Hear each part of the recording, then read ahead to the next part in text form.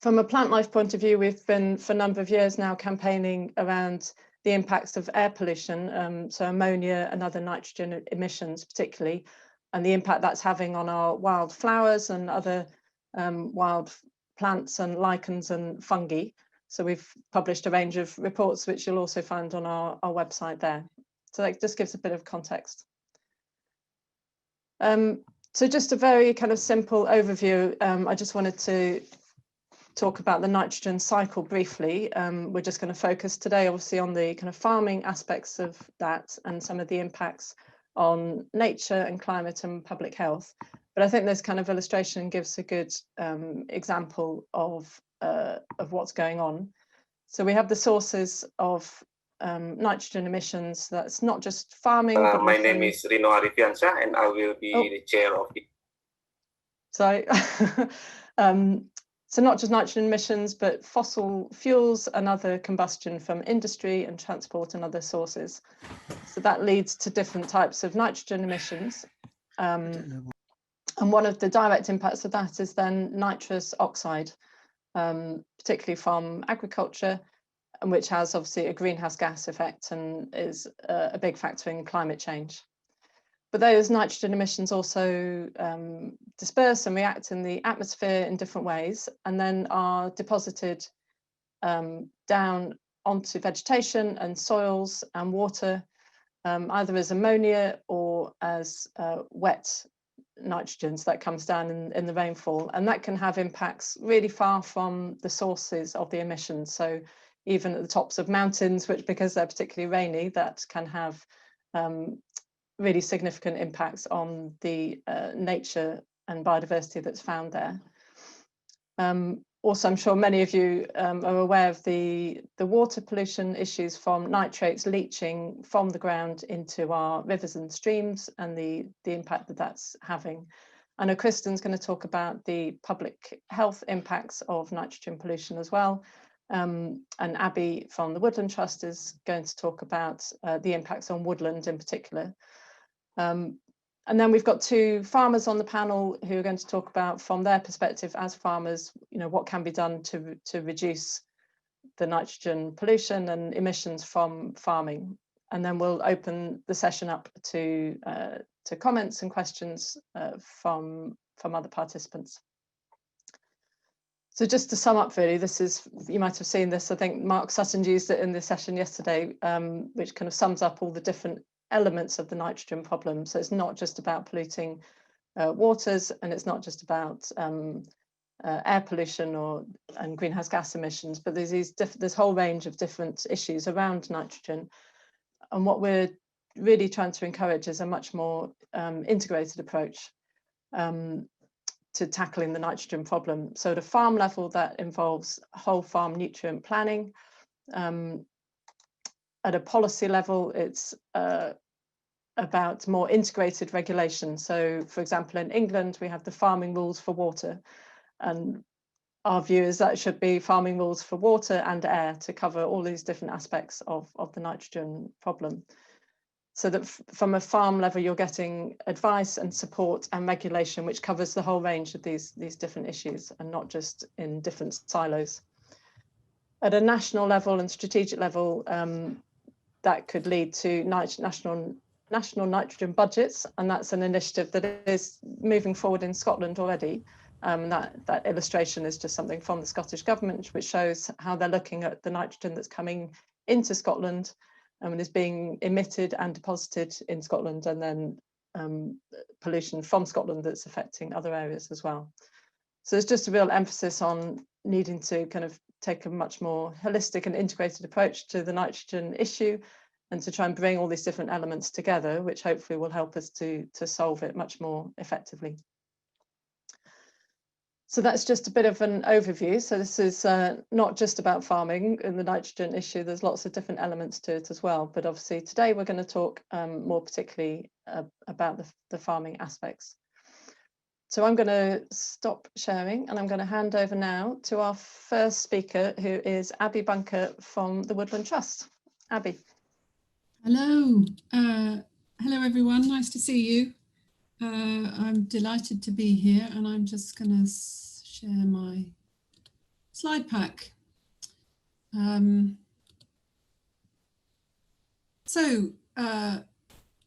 Firstly, just want to thank both the Soil Association and Oxford Real Farming Conference and organisers for putting on this event and for inviting me along and asking me to say a few words and to engage in this great session on nitrogen.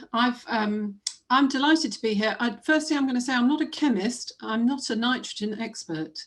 I'm an ecologist and a behavioural ecologist, actually, probably more than any other kind of ecologist. But I'm going to give you a bit of an overview of some of the impacts of nitrogen and what happens in the kind of on ecosystems, and particularly thinking about woodland as a habitat. I'm Director of Conservation and External Affairs at the Woodland Trust. And I wanted to share just some of the expertise and perspective from the Woodland Trust, but I'm also very much here to listen and learn, particularly from other experts on this issue and from practitioners, because it's a shared challenge and there's things that need to be done. And so I'm very, very interested and grateful to be here. So I'm trying to make sure. Nice. There we go. So I'll try not to repeat too much what Jenny's already said. As you know, nitrogen is everywhere. It's an essential part of life, produced naturally and in all living things. And of course, in its inert form is a main constituent of our atmosphere. But as Jenny was saying, human activities, namely industrial and agricultural activities particularly, have resulted in immense changes to the natural nitrogen cycle.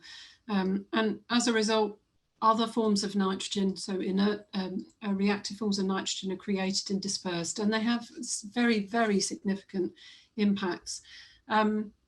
And those impacts are direct and very observable. Some are very indirect and complex. And I think what's really important to remember is that those interactions are compounding wider stresses and other impacts and drivers of change and loss on our natural ecosystems and habitats. So it isn't a simple one. And interestingly, the point at the bottom here, globally, only 20% of nitrogen compounds used in agriculture reach their intended target. So that's around 80% loss to the environment, which means, of course, that nitrogen has to go somewhere, as Jenny was saying. And it goes, where does it go? Well, it goes to, oh, let me go up. Oh no, how do I go back, guys? There we go.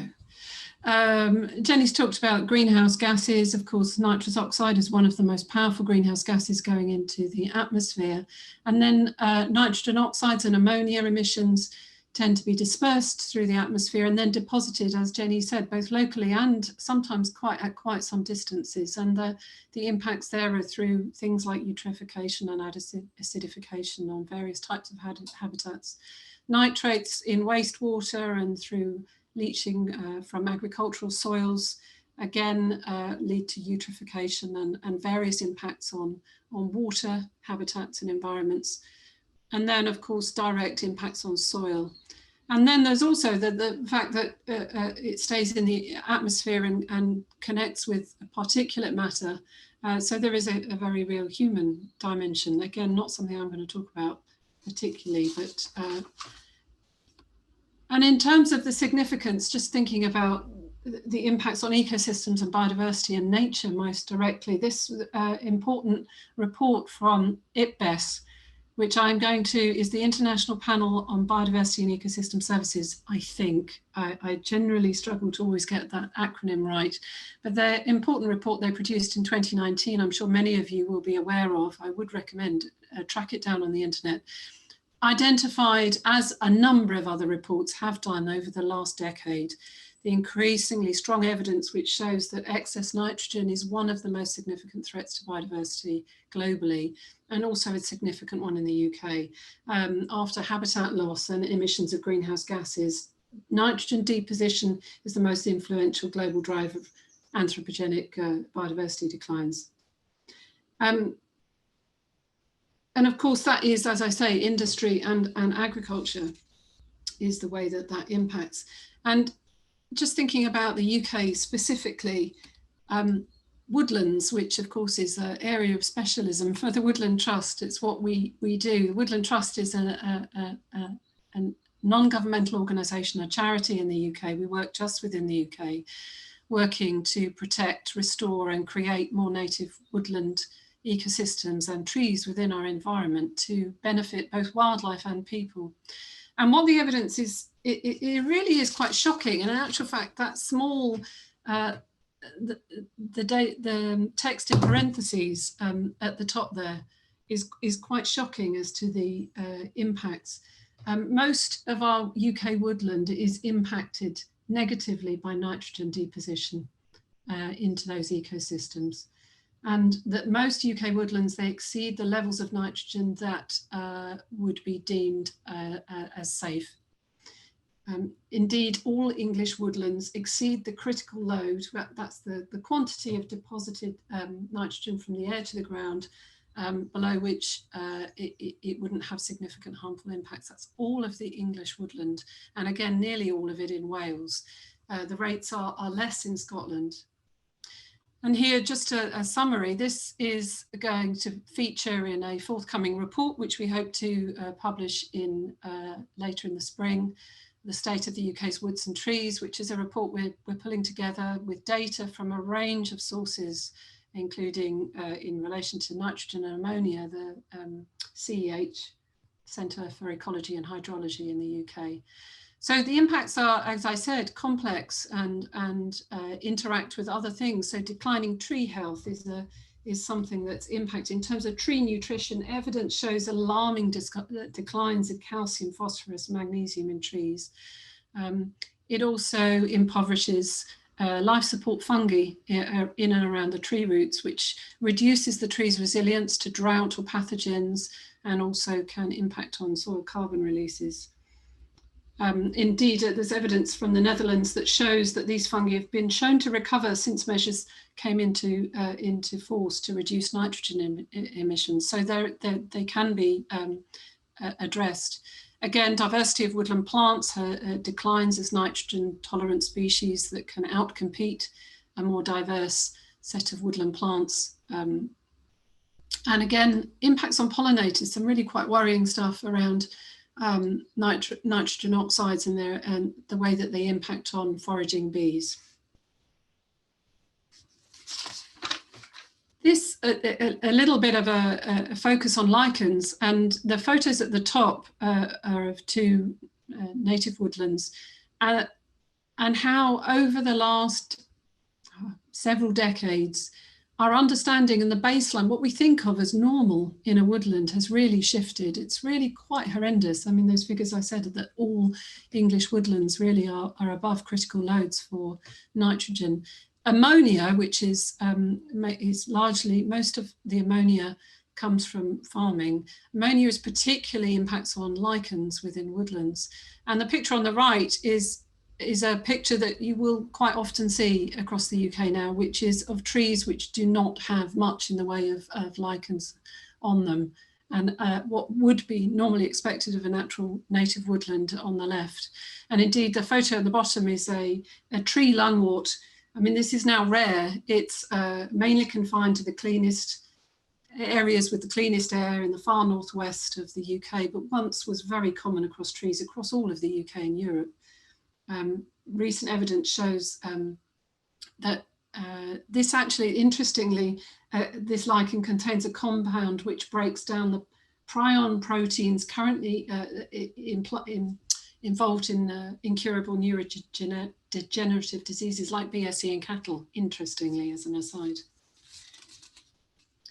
But I think, as you see here on the right, lichen community is really complex and diverse, and normally you would expect to see in an oak woodland on an oak branch at least 25 or more lichen species, and this is something that is very visible. I think if you've been out in a woodland anywhere in the UK, and what you can see very clearly as you move from the west of the UK across to the east, as, of course, we have prevailing westerly winds, that the diversity of lichen species in a woodland will go down.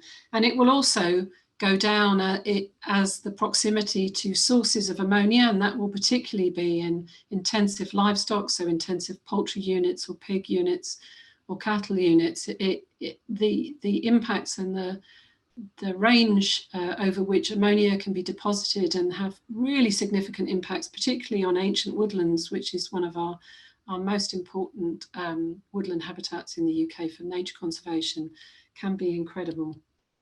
And just lastly, a few perspectives on what action is needed. And again, we go into more detail in this forthcoming report, State of Woods and Trees.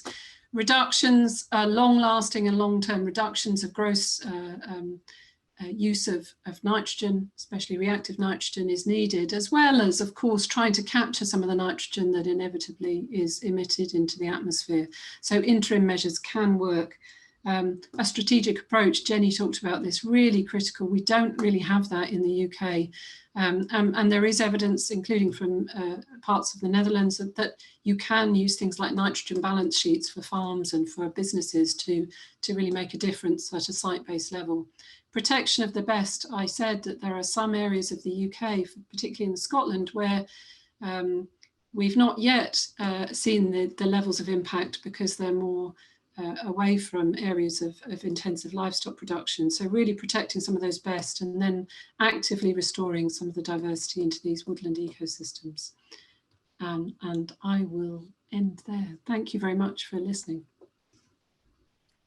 Thank you, Abby, that's great. And some interesting comments and questions coming up on the chat, which we will take after all the presentations. So now I'm going to move on to Kristen, who is from the Faculty of Public Health at the University of Sheffield, and is going to talk to us about the public health links with nitrogen. Kristen. Thank you.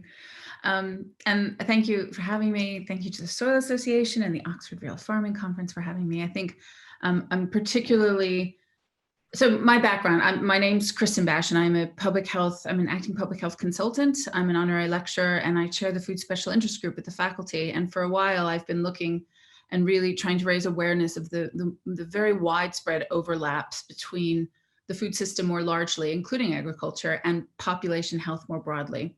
And so this is the fact that a more holistic approach is being taken in this area is very heartwarming. Might be too dramatic a word, but it kind of is, because it's something I've been talking about for some time.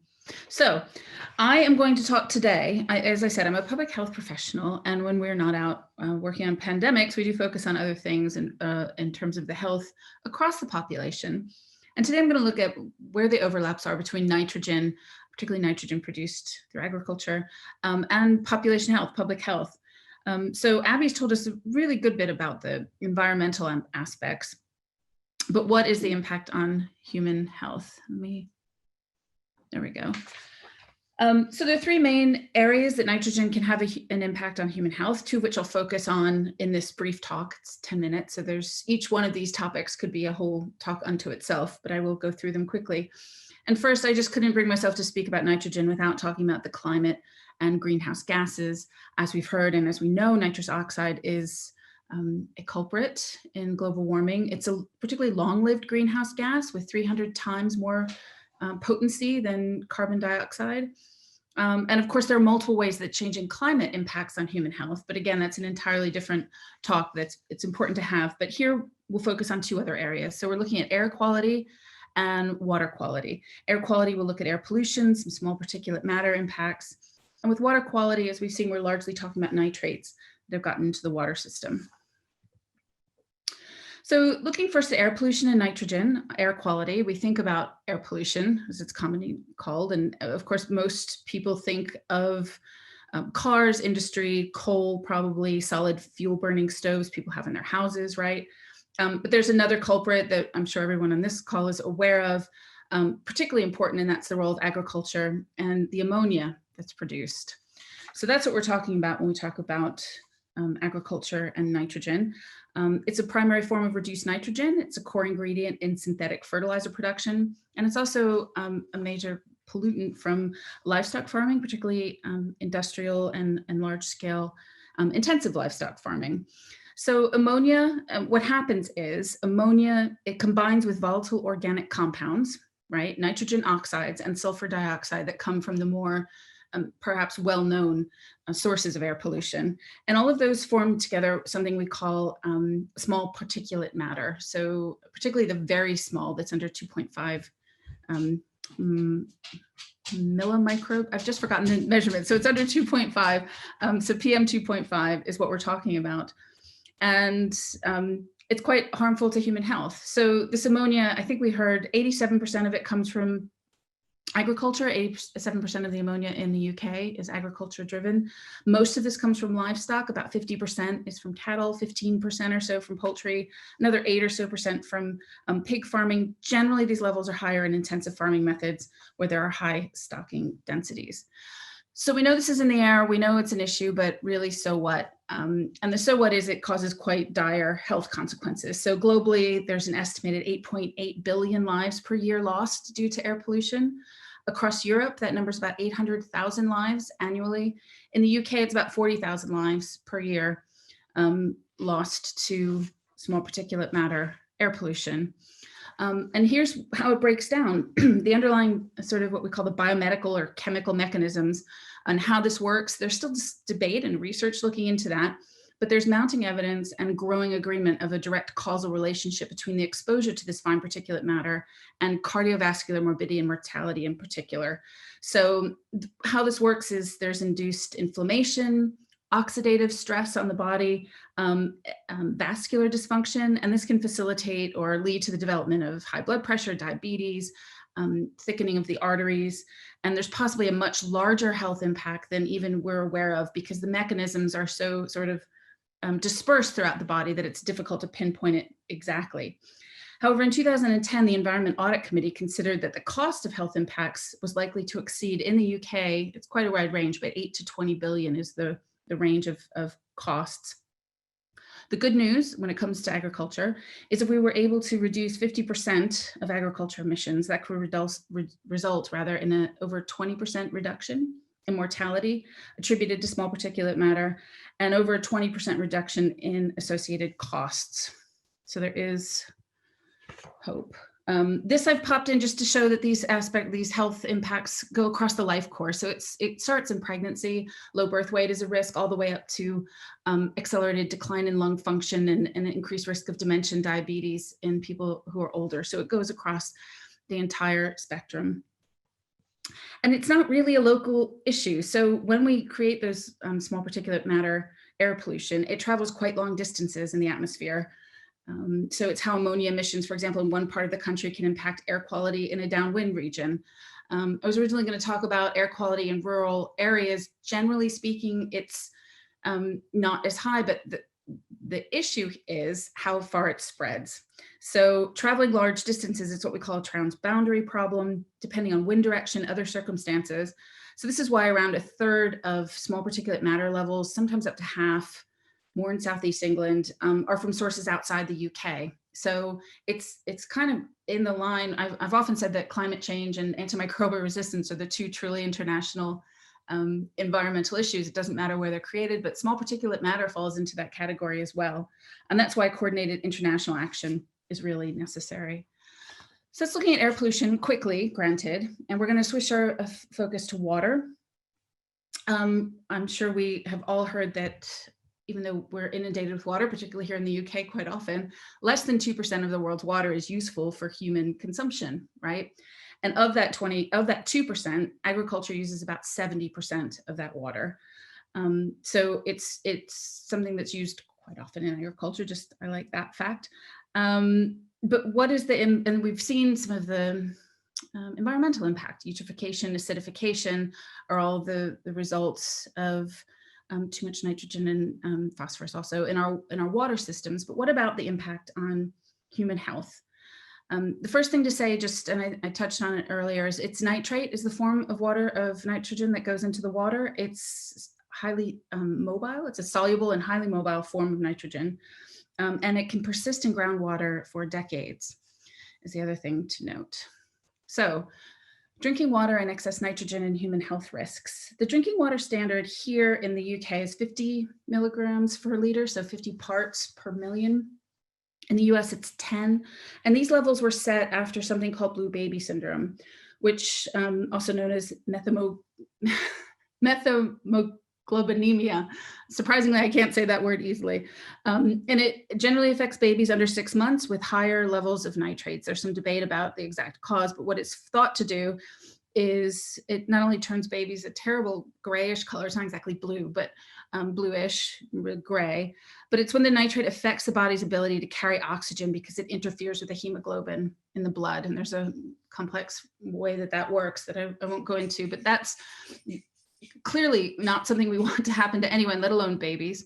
And so when this was identified, there was a study, there's an initial study done back in the 1950s, which identified at rates of under 10 parts per million. It didn't occur. So that was where the US level was set. The UK level wasn't set until, I believe, the 80s, but it's at 50 parts per million.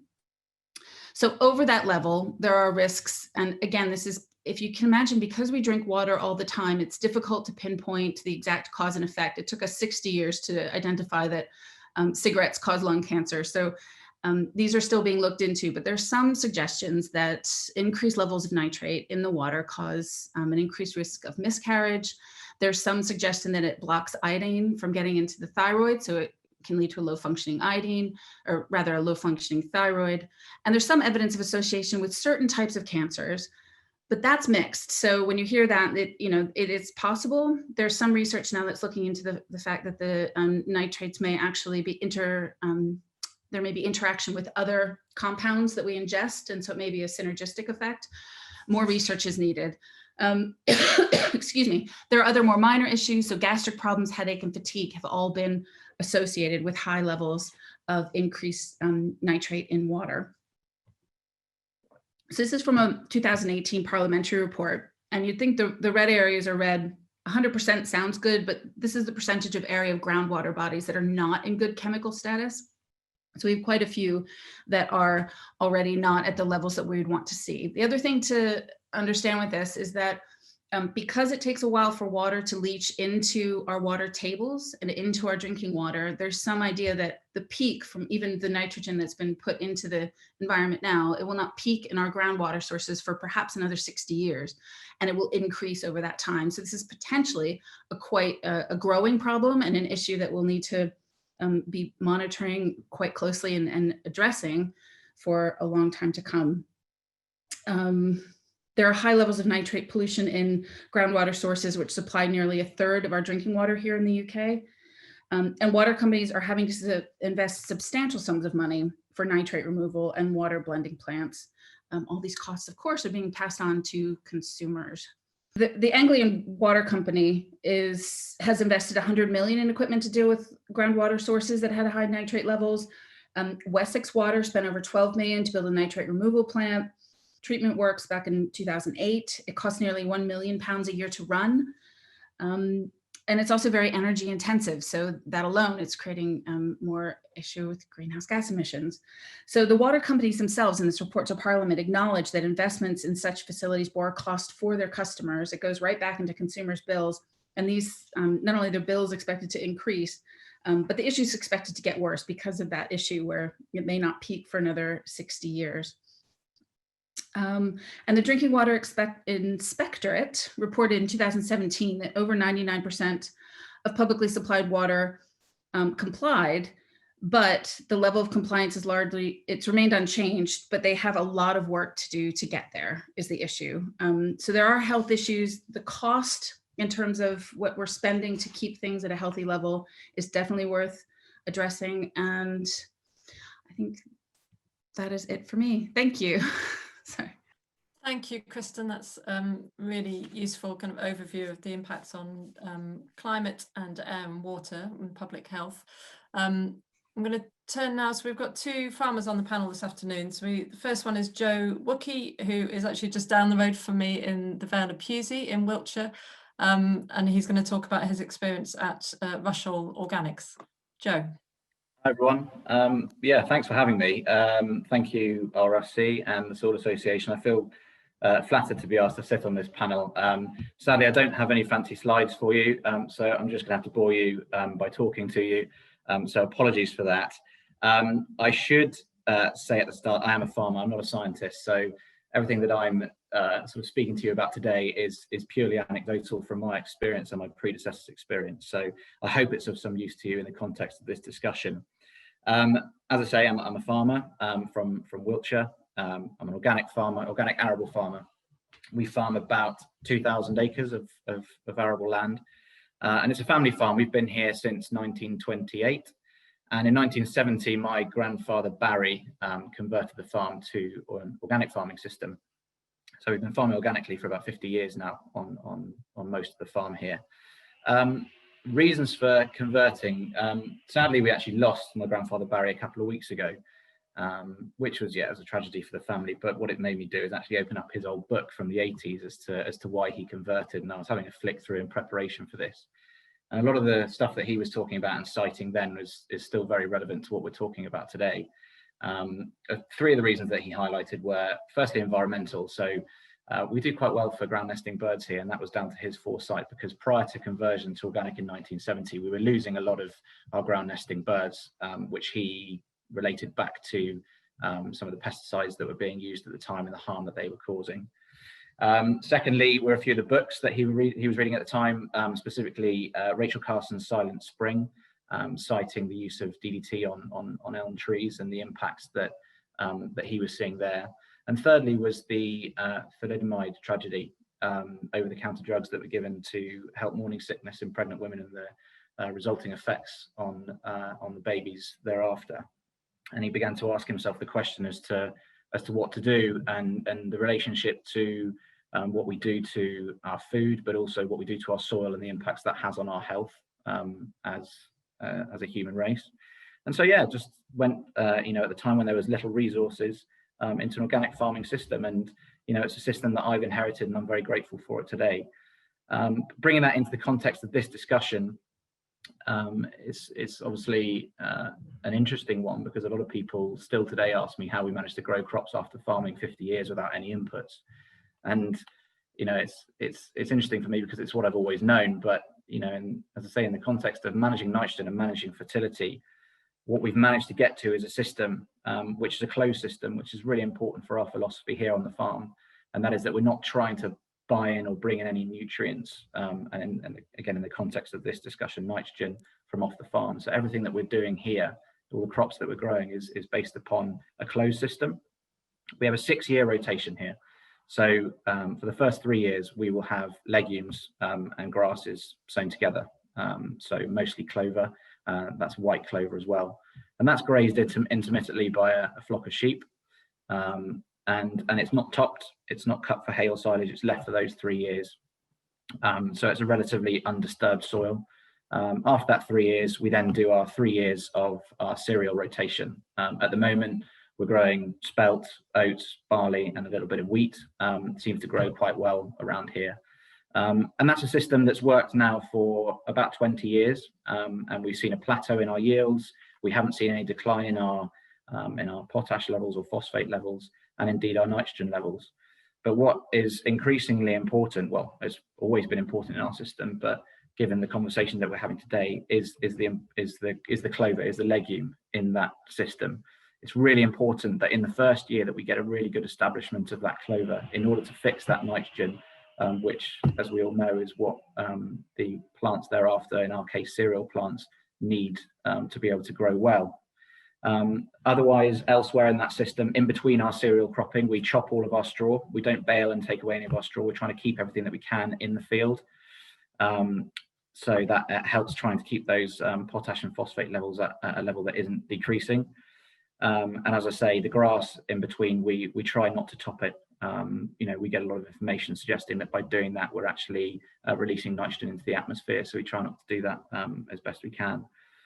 A bit of background as to the type of farm that we are. So being on the edge, the northern edge of the Salisbury Plain, which I believe, correct me if I'm wrong, happy to be correct on this, is the largest calcareous grassland in Europe. So we have quite high pHs, between about 7.5 and 8.5. Our soils aren't that deep, at deepest it'll be 10 inches over the chalk, and it's a sort of clay loam soil, so it's relatively free draining, but it's not naturally fertile. I used to actually brag about how we'd be able to get a tractor into a field and be able to work it at any time of year, no matter what the weather. But that one came and bit me on the backside in the last couple of autumns that we've had in the UK, where we've had unprecedented levels of rain, and it's made us really rethink our strategy and rethink me before I go bragging too much about what we can and can't do here. But that gives you a background as to what we do here, what we're trying to produce here, and the way that we do things. And I think hopefully one thing that you guys can take from my little bit about what I've got to say from our little example in Wiltshire in the UK is that, you know, we are still growing food. That's our primary, you know, that's our modus operandi. That's what we're doing here, is we're trying to grow crops for human consumption. And we've managed to do that on a consistent basis over a long period of time under organic farming conditions. And importantly is by doing that, by making sure that we manage our nitrogen and manage our fertility as best we can and use what we do have within our closed system. And by doing that, I like to think it's as good as, if not one of the best ways of certainly growing food in a sustainable way. So given the context of, as I say, the conversation that we're having today, but what we're doing, you know, in the political spheres around the world in relation to climate change, we need to consider how our food is produced. I like to think that what we're doing, and I'm not going to claim any responsibility for that, that was my forefathers, I've just inherited it. It's a pretty good system in order to try and achieve that. But yeah, I hope that that gives a little example of what we do, and I hope that is of interest to you that are watching and listening and giving up your time to do that. So apologies I don't have any slides, and apologies that it was brief, but as I say, I hope it's of interest, and happy to take any questions on that later on. Thank you. Absolutely of interest, Joe. Thank you so much. That's great. And no, it's great to see you and not necessarily have to watch another PowerPoint presentation. So don't worry about that. There's lots of very supportive comments and some interesting questions coming up on the chat. So we'll come back to that in a few minutes. So thank you, Joe. And then our final speaker today is Clive Bailey, who's an arable farmer from Staffordshire. So I'm going to hand over to Clive, and then we'll start to get into the questions and discussion. Thanks, Clive. Thank you. Good afternoon. And I think I better start by apologising for the fact I have got a few slides. So, and yet another PowerPoint, but I'll keep it fairly brief. Right. Hopefully you can all see that. So my name's Clive Bailey, and I am a farmer from near Lichfield, Staffordshire, which is right in the centre of the UK for anybody from abroad. We farm combinable crops at scale, and unlike Joe, I'm not an organic farmer. Where I vary perhaps from a lot of my colleagues farming in a similar way is we practice a system that has lots of titles: regenerative agriculture, zero-till conservation agriculture, basically a no-tillage type system, which I'll talk about in some more depth. So that's what sets us apart, I think, slightly from maybe the more normal accepted in the UK large combinable crop farm. And that change has brought about a significant reduction in our uses of synthetic inputs over the last 15 years, which one of those inputs being nitrogen fertilizers. For me, organic no-till is the holy grail of food production, agriculture and ecosystem combination.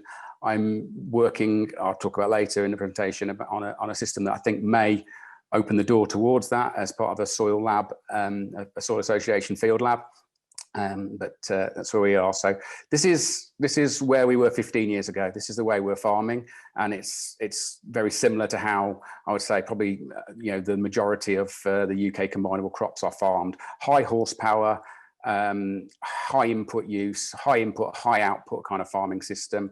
Really just using the soil as a growing medium, very little consideration or respect for what actually is going on in that soil and how that could potentially feed the crops that we're growing. An acre to me back then, if I'm honest, was just all about a place to grow soil, so to grow the crops. So the more acres I had, the more acres I farmed, the more I could grow, the higher my output.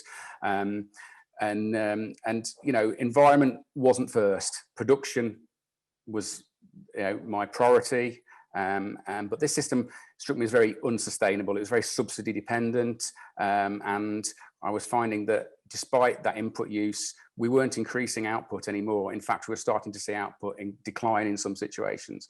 So where we are today is a bit different. So this is us last year. So we now farm, as I say, it's got a lot of different labels, some people conservation agriculture, regenerative agriculture, whatever you want to call it. But basically today we farm with much smaller equipment, still farming at larger scale than we were back there 15 years ago, but we're using much smaller equipment, usually always having something growing on our fields, usually establishing our cash crops into a cover crop or catch crop in between. So this little video showing us establishing winter wheat, winter beans after a crop of winter wheat. There's been a multi-species cover crop growing between the two, which has helped catch nitrogen and feed the soil biology that I'm now trying to use to my advantage and reduce my reliance on those synthetic inputs. So this is more typical of how we're farming today. It's a much lower cost system as well, which obviously brings financial benefits to my business. And like Joe, that's what we're here to do. We're here to, as well as, kind of care for the environment, we're also, at the end of the day, we've got to produce food and feed people and make money as farming businesses. So rather than bore you with that video, move on to the next slide. So the principles of what we're doing, there's three key principles to this farming system that differ from perhaps the more normal conventional agriculture. The first principle is that minimum soil disturbance. So that's the no tillage bit, direct seed placement, trying not to disturb the soil. So we let that, the soil biology thrive and build the networks that can hopefully help me access the mineral nutrition that feeds the crops and makes me less dependent on soluble, expensively bought in nutrition. We try and maintain that permanent soil organic cover with the cover cropping is a big part of that, and that's also helping catch the excess nutrition rather than letting it kind of run off or run out in water into my drains, causing the polluting issues, but of course also taking nutrient away from my farm that I then need to replace. So the underlying theme here is what makes sense for the environment actually makes sense for my business and the bottom line, because if I can keep the nutrients and nitrogen, particularly in the context of today's discussions, on my land or in my soils, I can then, by using those catch crops and not using the tillage that encourages the erosion problems and that go with that, if I can keep them on the farm, then they're still there for me to use rather than giving them away and making them actually into someone's problem. The water companies having to spend millions of pounds cleaning these things in water. The final principle is species diversification. Good old-fashioned farming, we use a lot more diverse rotation. That kind of idea that just like in the human body, a varied diet is a healthy diet. So we're kind of respecting the fact that there's all these living organisms within my soil and I need to feed them. I am a livestock farmer, although I don't have sheep and cattle and pigs. I am a livestock farmer. That livestock is just at a microscopic level, and I need to feed that, and I need to give it that varied, balanced diet. The whole system, though, this is at the heart of my whole system, that I'm taking water and energy and turning it into carbon, something I can grow. And actually, a big thing here is our ability to sequester that carbon from the atmosphere, the CO2 part that all plants are breathing in. And by not cultivating and reoxidizing that carbon and releasing it back to the atmosphere as carbon dioxide, hopefully, agriculture is, I think, one of the key ways that we can start to kind of sequester a lot of the carbon that shouldn't be in our carbon dioxide that shouldn't be in our atmosphere now. And there's opportunities in the future with that. And I think at the moment the narrative has been very much about trees, and if we can plant more and more and more trees, which is great. I mean, I've planted tens of thousands of trees here on our farm ourselves, but I think we're forgetting the fact that we can do exactly the same thing with the food crops that we're growing between the trees, and maybe agroforestry. Those kind of things are areas I'm really interested in. I think there's a great future potentially for.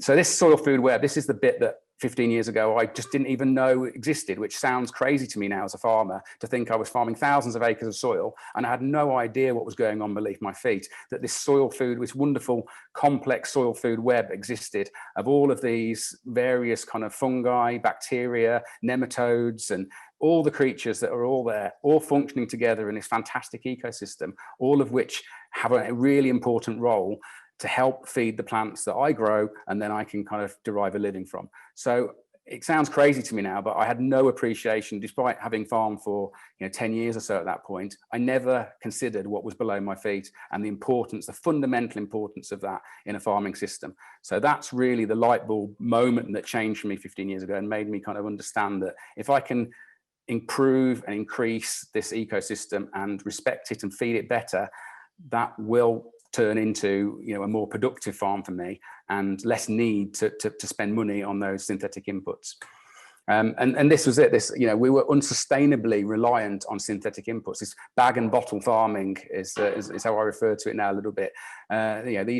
These drugs, to put it, the drugs were starting to not work so well. And I think a lot of farmers were losing lots of the crop protection products, and we seem to need more and more artificial nitrogen to achieve the same results. When I talk to my father, who's in his late 70s now, he tells me that when they first started using synthetic nitrogen, it was like a rocket fuel. The response was phenomenal.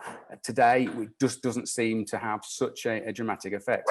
And of course, these things are all expensive as well. They all cost. So if I can find ways of extracting and solving these problems without having to write checks to the companies that manufacture them, that's also obviously to my advantage.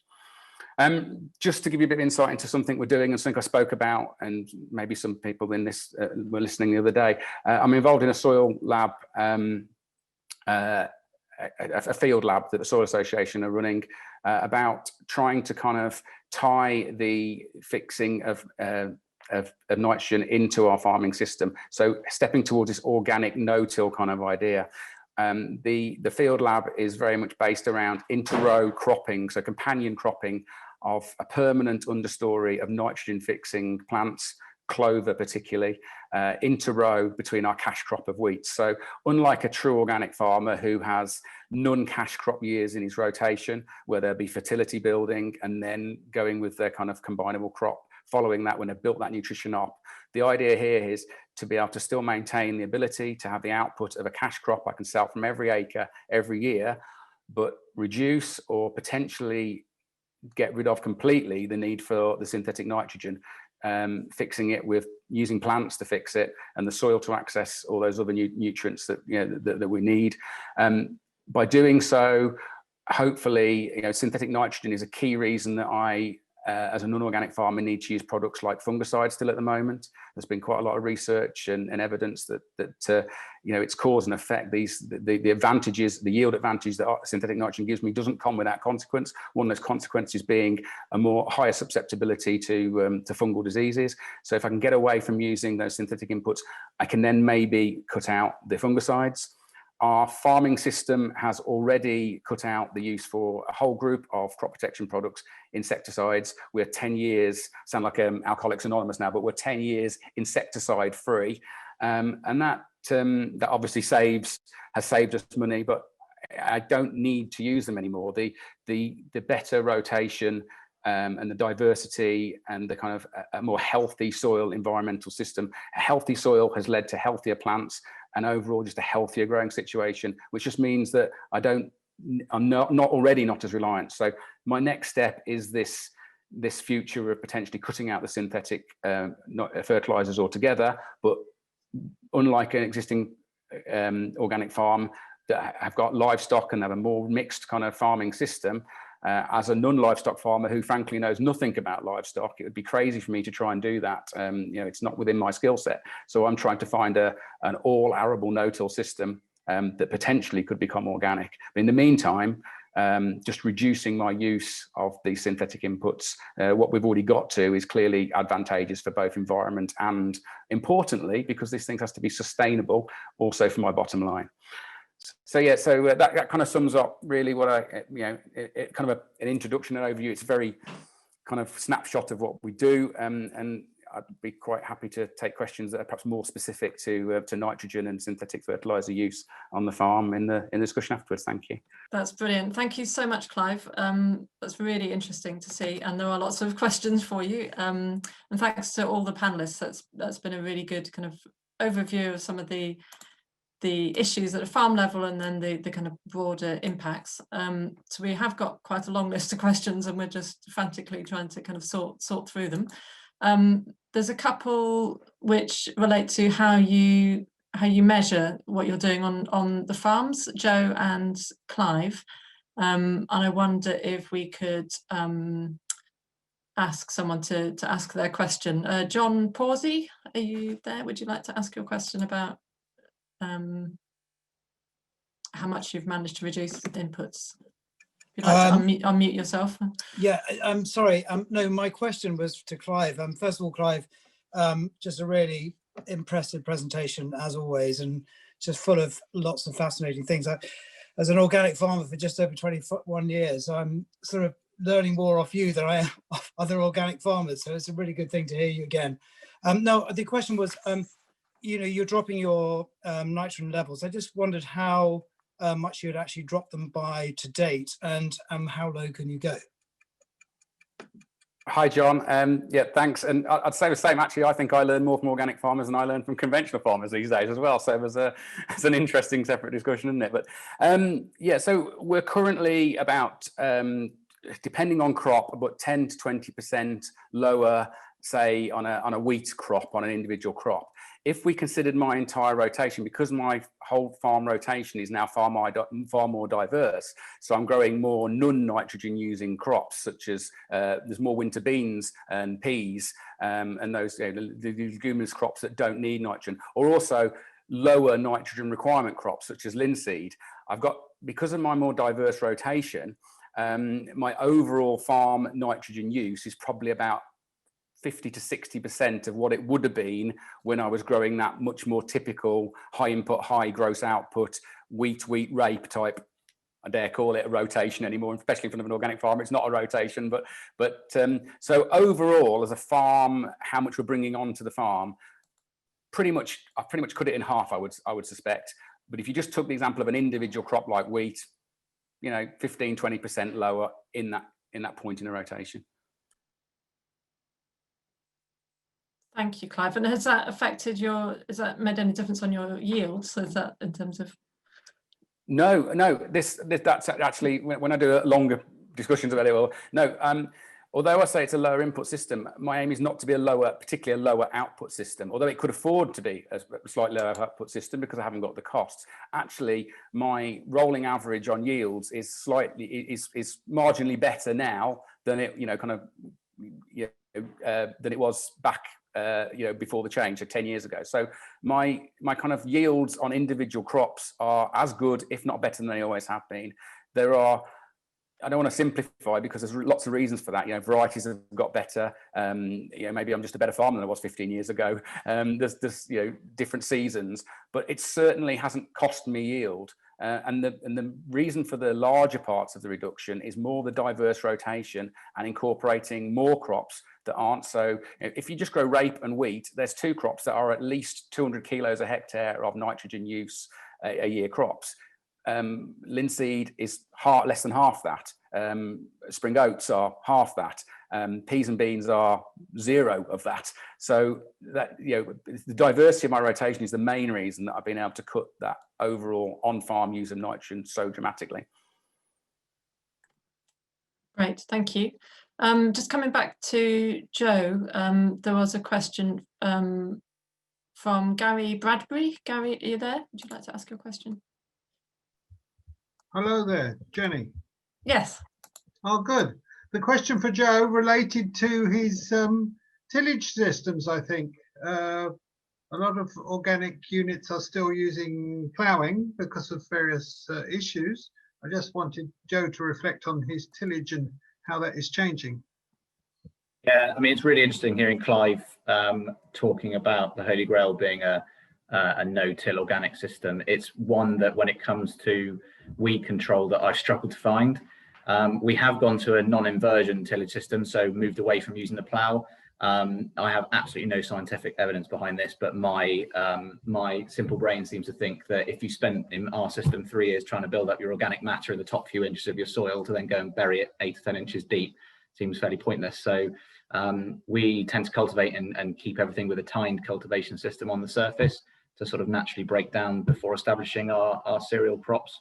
That idea first came about from a not so far away biodynamic farmer, Richard Gantlett, who's done a lot of good work on certainly min-till, but some no-till stuff as well. So trying to echo systems that he's introduced, perhaps not as successfully here at Rushall, but yeah, trying to move away from the plough definitely, just because it's an intensive piece of kit when it comes to fuel and also yeah, it just doesn't seem the right way to manage the organic matter that we built up.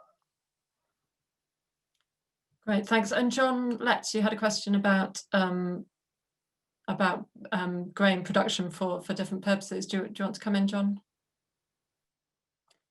So the question that John wrote in the chat was, Joe, how much grain do you produce for direct human consumption, not animal feed, in a 6-year rotation? Yeah, so having 3 years of cereals, where we are, our average yield in a well, let's say above average year is about 2 tons an acre of our cereals, and that's across the board for oats, barley, and spelt that we grow here for relative contracts that we have. The intention is for all of those to go to human consumption, be that through porridge, spelt flour products, or barley for brewing. Occasionally the barley doesn't meet the grade and it does go for feed, although, however, that's not always the intention. So in a good year, given that, as I say, half of the fields will be down to cereals and we'll be cropping hopefully about 2 tons an acre, it'll be about 1,800 tons that we'll be trying to produce for human consumption on an annual basis. Right, thank you. So there's a question about how to measure ammonia emissions from farms, and then I'm going to come back to Abby for some questions about the impacts on trees. But there's a question from Debbie Wilkins. Are you there, Debbie? And if Clive or Joe can't answer the question, then maybe there'll be somebody else in the workshop who can help us with this. Yeah, I've managed to unmute myself. Yeah, I wondered how you could measure ammonia individually on a farm, or your nitrogen emissions, thinking about how you're changing techniques, and especially with manure and managing cattle. I'd quite like to know what I do, whether I'm changing things, whether that improves or makes things worse. And I haven't found any way of actually measuring it, just people telling me how to do different things, but I'm not ever sure that they are making a difference or not.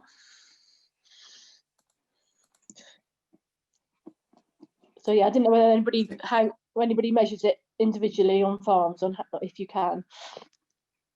I don't know if Clive or Joe can answer that, or if we... Well, so the only real metric that I have in relation to that is the balance sheet of, you know, how much I'm bringing onto the farm and what my output is. So it's input versus output. I'm not Rothenstead. I'm not got monitoring equipment that's sniffing the air and telling me exactly what's being released into it. So for me personally, it's purely that kind of balance sheet of input versus output. I guess also there's some physical markers as well, you know, seeing even through the kind of last couple of autumns where we've had these extreme wet rainfall events and wet periods, seeing that my drains run much cleaner, you know, the water runs clear from them, that shows to me that I'm suffering less of the soil erosion. And when the soil's running, you know, that red or brown colour from those drains, it's not just my soil that's leaving the farm and silting up waterways. There's nutrient within that water as well. So I can only make the assumption as a farmer anecdotally that by having those catch crops and having that better soil structure that the no tillage and the cover cropping and that greater diversification has had, that I can only make the assumption that I am, and everything I read and lectures that I go to and speakers far more scientifically based than me lead me to believe that all of that should be keeping the nitrogen on my farm. Just quickly, a really good example of that is when we grow a cover crop after a catch crop, and I can observe in the field the cover crop after a catch crop. I can observe where maybe our fertilizer overlapped, you know, because the application equipment is obviously imperfect in its application. So if there's an overlap, so an area of cash crop that had perhaps a bit extra of the nitrogen fertilizer during the season, it's always quite obvious that the cover crop will be 6 inches taller in those little triangular overlaps than in the middle of the field. So it's showing that nitrogen hasn't been wasted. It's going into my cover crop, which will then go back into the soil and then hopefully feed my next cash crop. The alternative would be on a bare soil all winter, that was all just going down the drain again. Thanks, Clive. Joe, do you have anything to... No, I think Clive covered most of it. Yeah, the only thing I'd say is, yeah, I haven't seen a nitrogen measuring device come across my desk yet, and it's something that you know, gathering data and finding out what our baseline is for all sorts of measurements across the farm is something I'm really keen to do. and nitrogen being one, but I'm not entirely sure how we do that. It's more, as Clive suggested in his system, it's a sort of systems approach in terms of how you maintain nitrogen within your soils, be that through catch or cover crops. I've got quite a slightly lazy way of just allowing weeds to grow, which seems to hold the nitrogen in the soil quite well in between my cereal cropping. Yeah, I think that actually prevents any leaching or any atmospheric leaching, then that's a good thing. But yeah, as far as measurement, then I've got nothing to add there. Thanks, Joe. Is there anyone else on the call who has experience of more formal kind of tools for measuring ammonia emissions? That sounds like something we need to follow up then in that case. So Glenn? Hello, can I come in just quick? Yes, on this please one? do. Yeah, hi. As a compost maker in Jersey, we've done quite a bit of work on this. It comes down to your CN mixtures going into your composts. If you get your CN ratios right, and I think to keep the figure down below 10%, you're looking at about a CN ratio of 18 to 20, i.e. you're getting your mixes right, the amount of green material or manures or brown material that go into your composts. If you can do that, you can reduce emissions down to about 10%. But if your CN ratios are wrong, you'll be up and above 60%. And there are scientific papers on this somewhere. I'll try and dig them out. Thank you, Glenn. They're definitely, I mean, from my understanding, there are tools there to do this, but it's obviously something that we need to get out there and make more accessible to farmers. So that's definitely something to take away from this session. Abby, I'm going to come back to you now. There's a few questions about the implications for trees, particularly in terms of pests and disease. So there's a question about the relationship between high nitrogen and ash dieback. Also, whether nitrogen is making oak pathogens and pests worse. Could you just give us any more information about those aspects, please? Yeah, so this is one of those complex and interactions, and where you've got high nitrogen loads and deposition interacting with existing stressors on an environment, and a whole suite of other stressors which tend to interact with each other. So there is a growing evidence base about how nitrogen being deposited on natural habitats, it's not just from woodland, but within woodland, and how that then essentially acts to reduce the resilience of that woodland and of the trees within that woodland to resist pests and diseases, or indeed just be able to live with them and still survive and thrive. And so there is evidence around that. Specifically on ash dieback, I couldn't tell you specifically how strong that evidence is in relation to ash dieback, but with acute oak decline, with a whole range of them, and I'm sure with ash dieback as well, it is the ability of trees and woods in order to be able to withstand and just bounce back, i.e. their resilience is significantly impeded. I think the evidence is showing now. I'd be happy, I can bring together some references on a number of the issues that are in my presentation, and maybe via the Soil Association we could share that with people who've joined this session today. Thank you, Abby, that's great. Yes, and I know we've, Plantlife, we just published a report on nitrogen deposition in Scotland, and looking particularly at the temperate rainforest. So right up on the kind of northwest coast of Scotland, we have this amazing Atlantic rainforest. And even there, you know, the impacts of nitrogen deposition are being felt, and the impacts, I think someone raised a question about bryophytes, so mosses and other kind of lower plants, as well as the lichens and wildflowers, and those kind of huge impacts on, like Abby says, just the resilience of those forests and the trees to be able to bounce back from and to resist the threats from pests and diseases. If you combine it with other stresses, so for example, if you're in an area where you've got an ancient woodland, maybe in an area of high abstraction of water, so you've got groundwater levels are low, so you've got they're dealing with finding it very difficult to access groundwater, so they're suffering from drought, as well as maybe nitrogen impacts, as well as some of the changes in climate, local climate conditions already that we're suffering from. And things like, I talked about the evidence showing the impacts on soil fungi. And of course, the health and diversity of soil fungi in and around trees will impact on their ability to take up nutritional minerals and so on. And if that's impeded, again, they're just not going to be able to respond to pests and diseases and survive. Thanks, Abby. There's a question about whether there's other countries that have managed to reduce their nitrogen pollution effectively. This was covered to some extent in the session yesterday, looking at nitrogen from a more international perspective that the Soil Association hosted. I know there's been a huge issue in the Netherlands and in Denmark. They've been taking quite radical action to reduce nitrogen pollution. So there is kind of documented evidence on there. I think we have Vijay on this session as well, who spoke at the session yesterday from India. I don't know, Vijay, do you want to, if you're still there, do you want to come in and give us a quick perspective for those who weren't on the session yesterday? Sam, is there anything that is jumping out at you on the question? Sorry.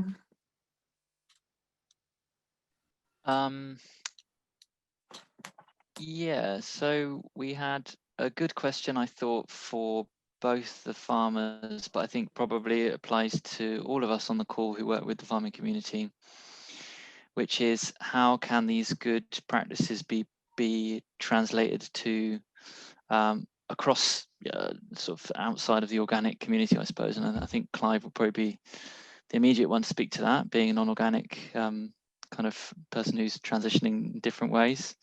But yeah, perhaps the whole panel might be able to answer that question. Sorry, that was, who was that from? Who might be able to say it better than me? Give me a sec, I'll try and find who it's from, and they might want to add in. But sorry, Clive and Joe, kick off.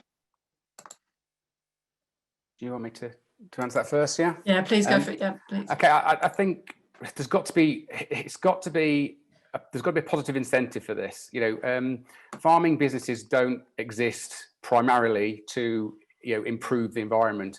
I've never met a single farmer who isn't desperately in tune with the environment, loves his environment, and wants to improve it.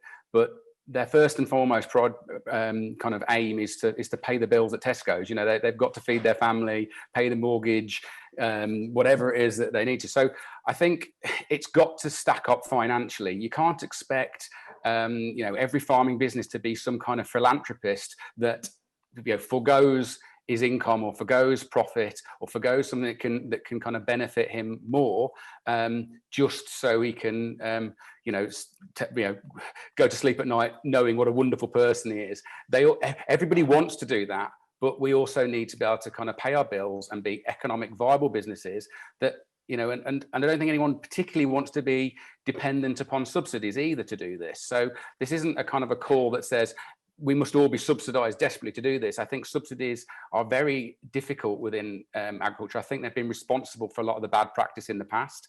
I don't think they've necessarily encouraged the forward thinking, the innovation, and the kind of desire for new solutions that we need. I'm really quite hopeful that ELMS solves or certainly helps a lot of these issues. And a key part of that is going to be, for me, in the last 15 years, I've had to learn to farm again. I kind of grew up on a farm. I went to agricultural college. I did my degree. I supposedly knew everything I needed to know about how to run a successful farming business. And then I've had to spend the last 15 years having to kind of rip all that up and start again and talk to, learn more. As we mentioned with John earlier, I've learned more from the organic guys that have had to kind of farm without these inputs, and finding that halfway house. And I think not polarizing. At the moment, the narrative in agriculture is there's a very much no-till versus tillage. People see it very much as a black and white polarized argument like that. It's conservation regenerative ag isn't all about no tillage or tillage. That's one of those three kind of principles. It's part of the system. The knowledge gap's huge here. but primarily farmers, the majority of farming businesses will do what makes sense for their bottom line, I think, and that's where it has to start. Thanks. Yeah, I'd agree with a lot of what Clive is saying there. My personal experience of working within agriculture was that, as I said earlier, I grew up on an organic farm, and I didn't identify it as an organic farm. I just identified it as a farm. We were farmers. And it wasn't until I went to agricultural college, when I sat in a couple of lectures there that were on organic farming, when I realized quite a lot of the perception of organic wasn't a positive one. And thus I felt some of the people that I was getting to meet that were quite powerful amongst the organic sort of circles were quite entrenched in their views and very passionate about their views. But what that did, I think, is what Clive rightly said, is it ended up polarizing this thing between organics and non-organics. And really what I wanted to say was that farming in general and producing food is exactly as Clive says. You've got to make money out of it. You've got to pay the bills, unless you've got money coming from elsewhere. But also there should be an element of choice. You know, if someone doesn't want to be an organic farmer, that's fine. If they want to be an organic farmer, that's also fine. If they want to be a vegetable farmer, an arable farmer, beef, you know, whatever, there should be an element of choice. I think a lot of that is lost. And what I found is trying to go a bit more softly with some of the powers that be within UK agriculture. So when you look at, and I hate to say it, parts of the NFU, is when you wanted to have a conversation, as soon as I said, "Hi, I'm Joe Wilkie, I'm an organic farmer from Wiltshire," the door would just shut. The conversation was over. And it was incredibly frustrating. And it's so refreshing to be able to meet someone like Clive that I hate to refer to there being a fence, because there shouldn't be a fence, but there's on the other side of the fence, there's actually welcoming the sort of transition of knowledge from organic to non-organic and from non-organic to organic. And I think that's so refreshing, as I say. So long may that continue. But it's certainly in the UK, my experience is there is a long way to go from a cultural point of view to allow people to open their minds to learn from others in all directions. If I may just add to that slightly, I mean, it's so familiar hearing Joe say that, because I always feel like the default kind of desire within agriculture in the UK amongst farmers and farmer representation is everyone seems to want nothing to change. They want to maintain the status quo. And I think where farmers that farm a little bit in the way that we do is that's what they all have in common. They actually want to farm differently. They're not happy environmentally or financially with how things are right now. So they want to find that other way. They'll take risks, try new things, re-educate themselves, put themselves out there, even maybe, you know, suffer, you know, it being, well, actually it's riskier and I may not make some money doing that to start with, but I'll learn, and it's for the, you know, the longer term. That's the difference. It's that desire, and I think that's fundamentally got to change, really. There's got to be a desire amongst those that lead us and those that regulate us to help the farmers drive that change. Sorry, John Pawsey, can I jump in here, if you don't mind? Yes, please. I think what's really interesting, and it was Joe's point, and I was just about to start writing a comment, but it's about actually what's being taught at agricultural colleges. And I'm really interested to know if there's anybody listening who's a lecturer at the agricultural colleges, because in my recent experience, I've had students writing to me to try and help them with an organic, sort of working up an organic study within some of their studies, and it still has been actively discouraged. And I think that, you know, the difficulty is that we've got our young people going through these colleges, and they have to, you know, hear the whole story. I mean, you don't have to be organic, you don't have to be a no-till farmer, but you must have access to it. And I think, going back to the point made about the NFU, I've spent a long time within the NFU with some success about getting that sort of message out there, is that, you know, you've got to be hearing the whole story to make a judgment. And I think, you know, farmers are very conservative. And I think the way that we stop them being conservative is of empowering them to say, yes, that's okay, we can think in a different way. Thank you, John. Thank you. And I think there's a question about the organic versus inorganic on the chat as well. And I think it's important to stress that the nitrogen problem is, you know, a majority of ammonia emissions come from livestock manures and slurry. So this is certainly, you know, tackling inorganic fertilizers is certainly not the answer to the ammonia problem. And I think there's definitely a lot that can be done. DEFRA publishes a code of good agricultural practice on reducing ammonia emissions, which shows how, you know, just by increasing the efficiency in the way that we manage and apply livestock manures and slowies, that can have a huge impact on reducing ammonia emissions. Even just something like putting a cover on the slowie store, you know, reduces emissions quite dramatically. So there's a lot that needs to be done by the organic sector as well as the non-organic sector to tackle this problem. And it's, yeah, it's from a if you're looking from a nitrogen perspective, purely this is, you know, across the board, I would say. So, but it's great to hear that kind of that debate and that openness between people like Clive and Joe and others on this call. Just come back to some of the other questions. There's a broad question for Joe and Clive as well, from Ed Colbert. Ed, are you still there? Do you want to come in?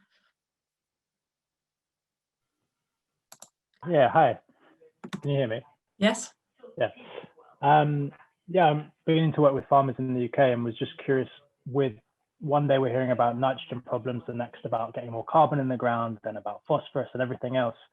Do you have advice to farmers who might feel a little overwhelmed by this huge responsibility that keeps getting put on them? Any tips to kind of handle that? Perhaps have a go answering that first. Yeah, it's I know how they feel. It's hugely overwhelming. The amount of kind of information that I've had to try and take in and still need to, you know, you never stop learning. I know a fraction of what hopefully I'll know 10 years from now. It is hugely overwhelming, but knowledge transfer, well, actually I don't like that word, knowledge transfer. Knowledge exchange, I think, is a better way to put it. We need to facilitate more learning from each other. The online discussion forum that I started, the farming forum, which has become a really large UK agricultural website, that came, that's something I started originally when I was kind of beginning this journey, where I kind of came to the conclusion that some of the best people I could learn from were other practitioners, both in the organic world and people that had already kind of made successful direct drilling systems work or conservation agricultural systems work. They weren't always in the UK. There was actually back then a lot more of it going on abroad. The internet was getting useful. So I actually kind of rather selfishly at the time thought, well, a great way to kind of actually fast forward and, you know, learn from others' mistakes would be if I kind of started this online forum. People can post their videos, I can ask them questions, pick their brains and learn that way. And quite honestly, that's where my no-till education has come from, not an agricultural college. So that knowledge exchange is important, and it helps cut through this noise, like you say, this overwhelming amount of information, this overwhelming amount of areas that we're supposed to be improving ourselves from this point of view, you know, carbon, nitrogen, phosphorus, wildlife, soil, you know, water quality, all of these things can become quite overwhelming. But I think sharing the knowledge and exchanging the knowledge is a very, very powerful way to, the more you talk something through, the clearer it becomes. And that's what I've found personally. Yeah, I'd have to agree with Clive there that, you know, being able to meet people and go out off farm and see how others do things is definitely the best way of learning for me. Obviously, everyone's different as well. You know, every farm is different. Even, you know, I'm looking out the window, the farm 10 miles across the vale, they've got different soil types, they'll grow different types of plants. You know, so each individual case in every country across the world is going to be slightly different. And I think that you know, we're getting into the realms of talking about mental health within farming here, but you just do the best you can. And where you might feel that you have some sort of a knowledge shortfall, which I often do, is you lean on experts. And, you know, I found within, you know, the Real Farming Conference, and you look at other organizations like the Soil Association, like the Organic Research Centre and Plantlife and various others, there's just this fountain of knowledge that whenever you are a little bit confused, there's always someone that you can send an email to, pick up a phone to, and they're, so far I've found, very willing in terms of trying to help you out as a farmer in trying to improve whatever it is you're trying to do, whether that's sequester carbon or, you know, utilize nitrogen better, or, you know, whatever it might be.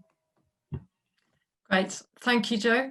I'm afraid we have to wrap up there. We've run out of time, and I know there's another session starting on this Zoom call in a few minutes. So I just want to give a huge thank you to our panelists, to Abby and Kristen, who unfortunately had to drop out, but also to Clive and Joe. It's been really interesting. I'm sorry we've had lots of comments and questions that we haven't been able to get to, but I know the Soil Association is offering lots of support for farmers and discussion forums. So there's some really great points that we will follow up on in Plantlife as well. So thank you to everyone for joining. I hope you found it useful, and I hope you enjoy the rest of the conference.